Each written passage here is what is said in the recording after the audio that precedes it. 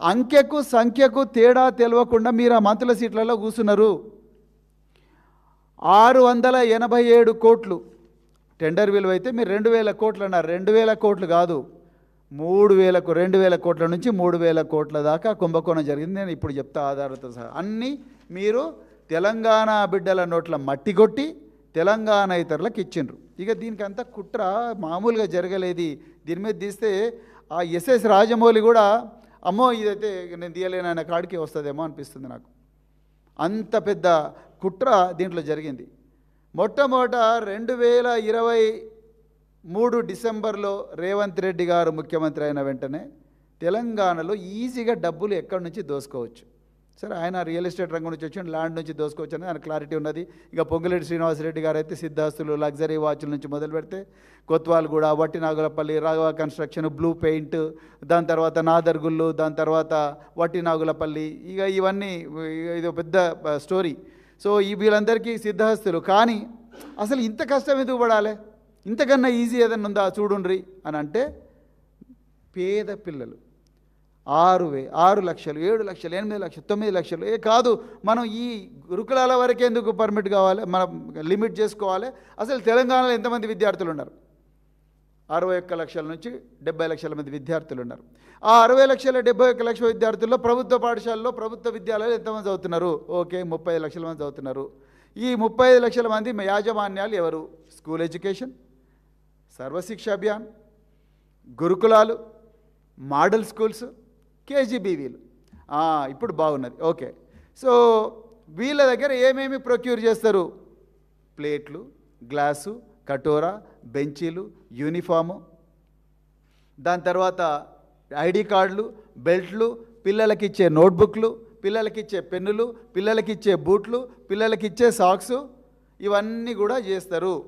Okay, so దీంట్లో ఎంత ఆదాయం వస్తుంది? ఎంత అనుకుంటే అంత ఆదాయం వస్తుంది. ఈ సప్లై చేసేవాళ్ళు ఎవరు? చిన్న చిన్నోళ్ళు, ఎంఎస్ఎంఈలు. ఎంఎస్ఎంఈ అంటే micro, small and medium enterprise, Telangana బిడ్డలు. వీళ్ళ నోరు నొక్కేయడం చాలా ఈజీ, ఎందుకంటే వీళ్ళు చిన్నోళ్ళు, వీళ్ళు వెనకెవరు లేరు. అప్పుడు కేసీఆర్ గారు తెలంగాణ బిడ్డలే బాగుపడాలి, తెలంగాణ బిడ్డల చేతిలోకే సంపద రావాలని చెప్పి 10,000 మందికి అవకాశం ఇచ్చిండ్రు. నిజంగా అది అద్భుతమైన స్కీమ్. ఒక ఇషారా ఇచ్చిండు, మీరు తెలంగాణలోకి హెల్ప్ చేయాలి, వాళ్ళు చిన్నోళ్ళు కానీ చదువు వచ్చినా రాకపోయినా వాళ్ళకి హెల్ప్ చేయాలని చెప్పి ఒక ఇషారా ఇచ్చిండు కేసీఆర్ గారు. ఎట్లా చేసినామంటే ఒక్కొక్క స్కూల్లో కూరగాయల టెండర్ ఒకరికి ఇచ్చినాం, మటన్ టెండర్కి ఒకరికి ఇచ్చినాం, చికెన్ టెండర్ ఇంకొకరికి ఇచ్చినాం. కూరగాయలు, మటను, చికెను, అదేవిధంగా శానిటేషన్ టెండర్ ఒకరికి ఇచ్చినాం, వండే టెండర్ ఒకరికి ఇచ్చినాం. అంటే ఒకటే స్కూల్ మీద కనీసం 10 నుంచి 15 కుటుంబాలు బతికేవి. కూరగాయలు సప్లై చేసి ఒకరు బతికేటోళ్ళు, మటన్ చికెన్ చేసి ఒకరు బతికేటోళ్ళు, అదేవిధంగా శానిటేషన్కి ఇంకొకరు బతికేటోళ్ళు. ఇట్లా ఆ విలేజ్లో అంతో కొంత వ్యాపార స్కిల్స్ ఉన్నవాళ్ళు, నిరుద్యోగులు, వీళ్ళందరూ కూడా చిన్న చిన్న సొసైటీస్గా, ఫార్మ్స్గా రిజిస్టర్ చేసుకొని, అంతవరకు వీళ్ళకి ఫామ్ అంటే తెలియదు, వాళ్ళకి తెలిసిందంతా కూడా బాంఛన్ కాల్మోక్తానన్న మాత్రమే తెలుసు. డిగ్రీలు పాస్ అవుతారు, ఏం చేయాలనో తెలియదు, ఇక బాంఛన్ కాల్మోక్తా అని చెప్పులు అరిగేలా తిరగడం మాత్రమే తెలుసు. అలాంటి వాళ్ళందరికీ ఆత్మగౌరవంతో బతకాలని చెప్పేసి కేసీఆర్ గారు అద్భుతమైన స్కీమ్ అది. డిస్ట్రిక్ట్ పర్చేజ్ కమిటీ దగ్గరనే పెట్టి వీళ్ళందరికీ ఇవ్వాలయ్యా అని మా అందరితోని కలెక్టర్లకు లెటర్లు రాయించి, ఈ పిల్లలకు వీళ్ళందరికీ కూడా ఈ పేద వర్గాల నుంచి వచ్చిన వీళ్ళ కాంట్రాక్ట్ తయారు చేయాలని చెప్పి 10,000 మందికి కాంట్రాక్టర్లుగా తయారు చేసే అద్భుతమైన అవకాశం ఇచ్చిండ్రు. వాళ్ళు ఒక్కొక్కరు నెలకు 10,000 సంపాదించుకునే వాళ్ళు, నెలకు 20,000 సంపాదించుకునే వాళ్ళు, సంవత్సరానికి కనీసం అంటే 1,00,000 నుంచి 2 లక్షలు సంపాదించుకునే వాళ్ళు. పప్పు అమ్మేవాళ్ళు కొంతమంది ఉండేవాళ్ళు, అదేవిధంగా ప్రొవిజన్స్ అంటే కిరాణా సరుకులు అమ్మేవాళ్ళు, పాలు అమ్ముకునేవాళ్ళు, రాగి మాల్ట్, ఇవన్నీ చేసేవాళ్ళు. ఓకే, ఇప్పుడు స్టోరీ మారిపోయింది. సో 2023లో రేవంత్ రెడ్డి గారు కొలువు తీరిండ్రు. తర్వాత ఒక అధికారిని తీసుకొచ్చిండ్రు, గురుకులాలకు వెంటనే ఒక అధికారిని మార్చేసిండ్రు. ఆ అధికారి పేరు నేను మాటికి ఇదే వేదిక మీద చెప్పిన, ఇక సరే ఆమె పేరు చెప్పడం అదృష్టం బాగుండి ఆమె ఇక్కడ పోకుండా ఇక్కడ నుంచి కేసీఆర్ గారి హయాంలో ఆమె ఒక జిల్లాకు కలెక్టర్గా పనిచేసి ఇక ఈమె చేసిన ఈ దుర్మార్గాలు ఇక భరించలేక జిల్లా నాయకులందరూ, జిల్లా ప్రజలందరూ మాకు ఈమె వద్దు సారు అంటే ఆమెను అక్కడ నుంచి ట్రాన్స్ఫర్ చేసిండ్రు.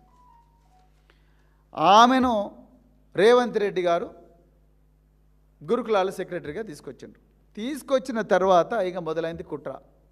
ఇప్పుడున్న రాజ్యసభ సభ్యుడు, మొన్ననే సీఎం ముఖ్య సలహాదారుడు, ఆ రాజ్యసభ సభ్యుడు, ముఖ్యమంత్రి, అధికారి, వీళ్ళందరూ కూడా ఒక సుదీర్ఘమైన కుట్ర బన్ని 6 నెలలు ఏమీ పని చెయ్యకుండా ఒక్కటే పని చేసిండ్రు. ఆ పని పేరే ప్రాజెక్ట్ మానిటరింగ్ యూనిట్, పిఎంయు. ఇగో ఇదే పిఎంయు డాక్యుమెంట్. నిజంగా ఐఏఎస్ అధికారులు ఇట్లా కూడా ఉంటారా నాకైతే డౌట్ వచ్చింది. నిజంగా యూపీఎస్సీలో మాలాంటి వాళ్ళకి అవకాశం వస్తే మాత్రం తప్పకుండా ఇలాంటి అధికారులను తీసుకోం మేము. ఎందుకంటే then officer is expected to be pro poor, officer is expected to be transparent, officer is expected to be honest, maintain utmost integrity. కానీ ఇలాంటి ఆఫీసర్ను తీసుకొచ్చి ఈ డాక్యుమెంట్ తయారు చేసిండ్రు. మొట్టమొదట ఆఫీసర్ చేసిన పని ఏందా అంటే ఈ టెండర్లన్నీ రద్దు చేయండి. కేసీఆర్ గారి టైంలో ఈ చిన్నోళ్ళు చితుకోళ్ళు వీళ్ళందరూ కూడా చేసిండ్రు కదా, వాళ్ళందరి కథం రోడ్డు మీద పడేయండి. ఇవన్నీ కూడా సీఎం గారు ఇక వేం నరేందర్ రెడ్డి వీళ్ళు చెప్పిన ప్లాన్ ప్రకారము ప్రాజెక్ట్ మానిటరింగ్ యూనిట్ తయారు చేసిండ్రు.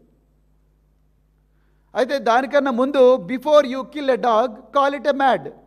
మనకు ప్రపంచంలో అద్భుతమైన ఫేమస్ కుక్కను చంపే ముందు దాన్ని పిచ్చిది అనాలి. సో అందుకొరకు ఏం చేసిండ్రు, గురుకులాల్లో వరుసగా విషాహార సంఘటనలు జరుగుతూ ఉన్నాయి. పిల్లలందరూ కూడా మాటిమాటికి హాస్పిటల్కి పోతున్నారు. సో దానివల్ల ఈ విషాహార సంఘటనలు జరగడానికి ప్రధానమైన కారణం ఈ కాంట్రాక్టర్లే. ఈ కాంట్రాక్టర్లందరూ కూడా కేసీఆర్ గారి హయాంలోనే నియమింపబడ్డారు. నిజంగా వాళ్ళు కలెక్టర్లు నియమించారు. మీ కలెక్టర్లను మీరే నమ్మకపోతే మేమేం చేయాలి? ఆ కాంట్రాక్టర్లను కలెక్టర్లు నియమించారు.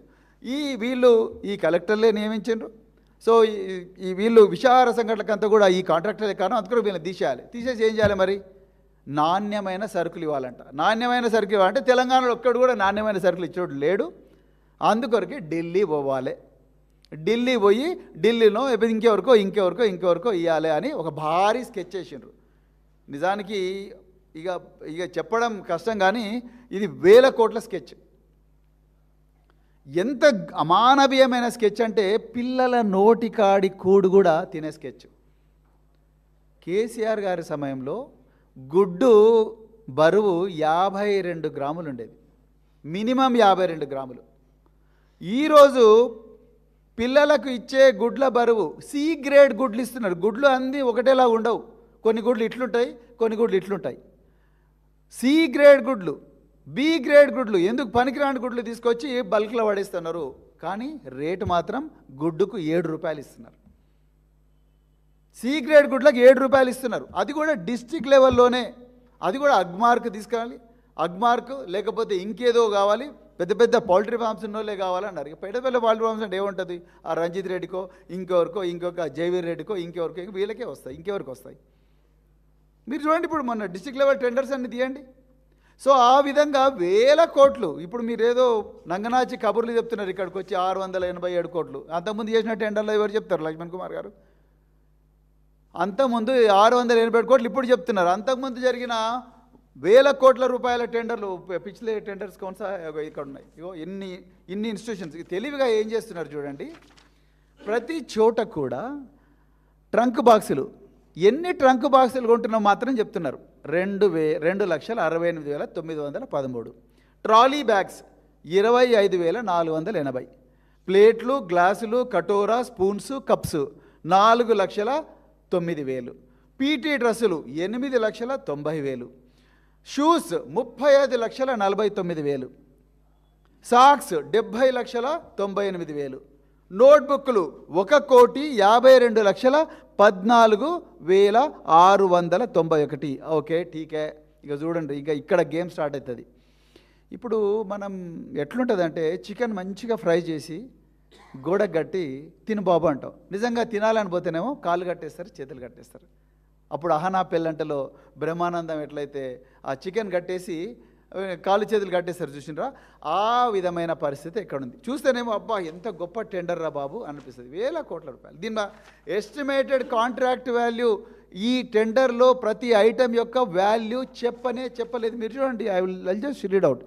Items, quantity, solvent certificate, tender cost, EMD, tender document cost ఇది EMD, security deposit, turnover, experience, అంతే తప్ప ఎస్టిమేటెడ్ కాంట్రాక్ట్ వాల్యూ కావాలనే రాయలేదు.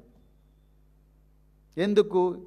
ఇప్పుడు మన హరీష్ రావు గారు చెప్పిండ్రు కదా, 1000 కోట్ల రూపాయల కుంభకోణం. ఈ 1000 కోట్లు ఎందుకు తెలియాలి ప్రజలకు? మీకు కావాల్సింది ఐటమే కదా. ఇప్పుడు ఆయన అంటున్నాడు కదా, పిల్లలకు మంచిగా చేస్తే మీకేం నొప్పి? పిల్లలకు మంచి కాదు, మీరు చేస్తున్నది రేవంత్ రెడ్డికి.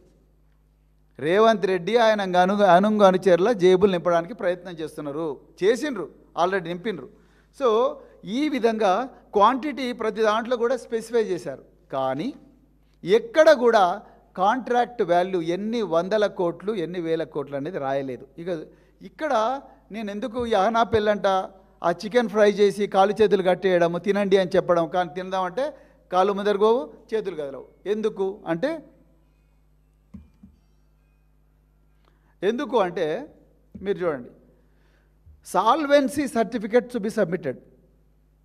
ఒక్కొక్క దాంట్లో 10 కోట్లు, 2 కోట్లు, 10 కోట్లు, 25 కోట్లు, ఇట్లా సాల్వెన్సీ సర్టిఫికెట్, 50 కోట్లు, 40 కోట్లు.